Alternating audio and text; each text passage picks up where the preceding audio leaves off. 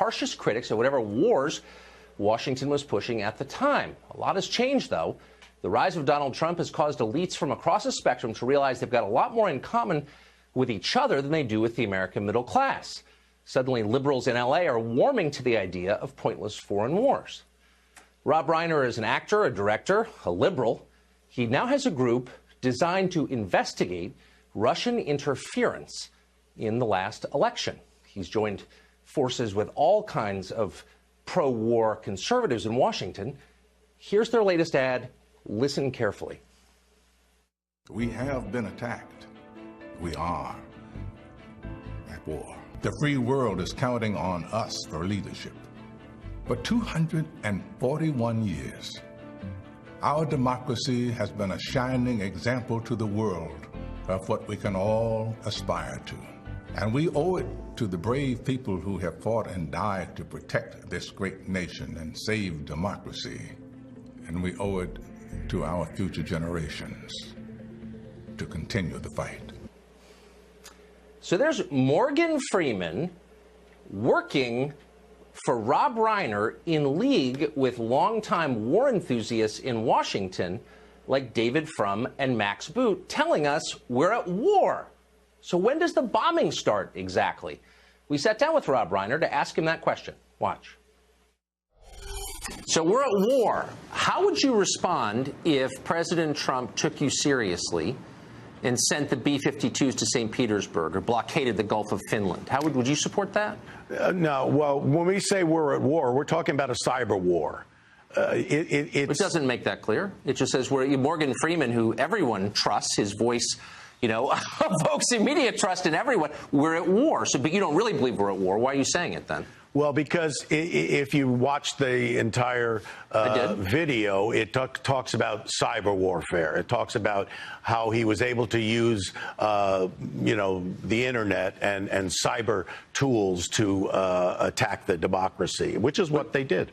But shouldn't you say somewhere in there, we're not really at war? I mean, we're just kind of taking creative license. We're just trying to get you all pumped up. But it's not really war. Like, we shouldn't respond as you would as if you're in a war. Why not just say that so you don't confuse people?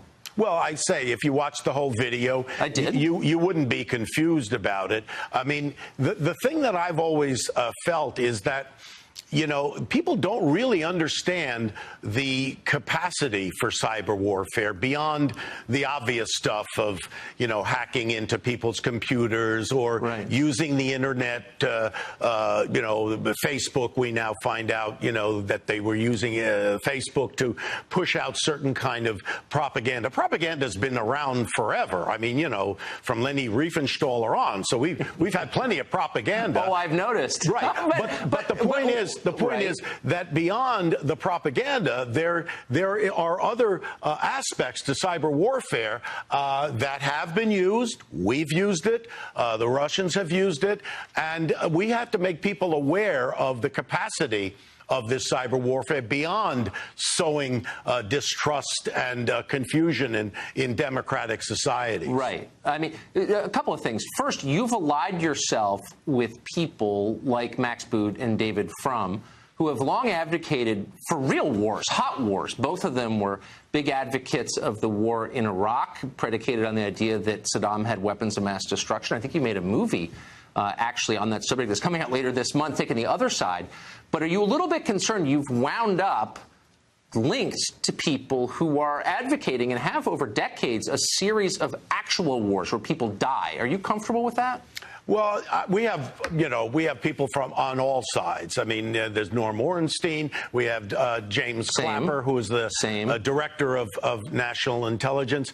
And there are many supporters. Norman Lear is a supporter. We have liberals and hawks and doves, as you say, on both sides. So we're not advocating going to war or going to a traditional war with Russia. But we are already in a cyber war with them. And, right. and if people want to turn their heads away from that, it's at their own peril. The point I'd like to make, and this is really important for people to understand, because this really doesn't have anything to do with Donald Trump. Trust me, because Donald Trump, whatever happens to him is going to happen to him. I mean, there are already investigations. Mueller's going to find what he finds. The House and Senate have their own investigations. They'll find whatever they find. But beyond that, we've been invaded in a certain way. And the thing that has been so upsetting to me, and I don't know how old you are, Tucker, but, you know, I can remember when I had to hide under a desk during the Cold War in the 50s because we were worried that we were going to get attacked, you know, by a nuclear bomb. And whenever the country has been attacked in one way or another, whether it was Pearl Harbor or 9/11, we've always come together as a country to defend ourselves against foreign enemies, you know. And this is the first time, because I think we're so divided as a country, and we know we are. Well, but maybe here's part of the reason. No, but here's maybe part of the reason, because it's so. Perhaps this is. I agree with you. We are very divided, and maybe this is one of the reasons. A lot of this is deeply disingenuous. Anyone who looks at cyber warfare will tell you, any honest person will say, the Chinese military is the primary culprit in the United States. Hacked into the White House not that long ago, into the computer system there, into almost every federal agency. Nobody said anything. You guys in Hollywood sell your movies in China. You bow to the imperatives of their propaganda and censorship office. You change your movies to suit them. And yet no one says we're at war with China. And I wonder why. So you're sucking up to this regime that has actually broken in and stolen industrial and military secrets that hurt this country. You say nothing until Hillary Clinton loses, and all of a sudden we're at war with Russia. Can you see why some of us are saying, well, wait a second, Rob Reiner, where were you with China? Why are you selling your movies over there? Fair question? I'm not giving China a free pass here. Well, of course you are. Well, I mean, you guys in Hollywood sell your movies there, and you allow their censorship office to change your movies in order to make money. Yeah, so well, I don't personally do that because I don't. Come on, everybody who sells a movie in China does that. You know that. I mean, let's stop. You know what I mean? Kind of BSing a little bit. I mean, that's real, right? Yeah, but you know, here's the difference. The difference, Tucker, is that you know the Chinese have done some stuff. We've done stuff. We've done stuff way worse too. And every side does it. So you can't really judge, but we're going to judge Russia because why? Okay, but I'm just saying it just doesn't make sense. Not letting me make a point here. Go ahead. You're not really.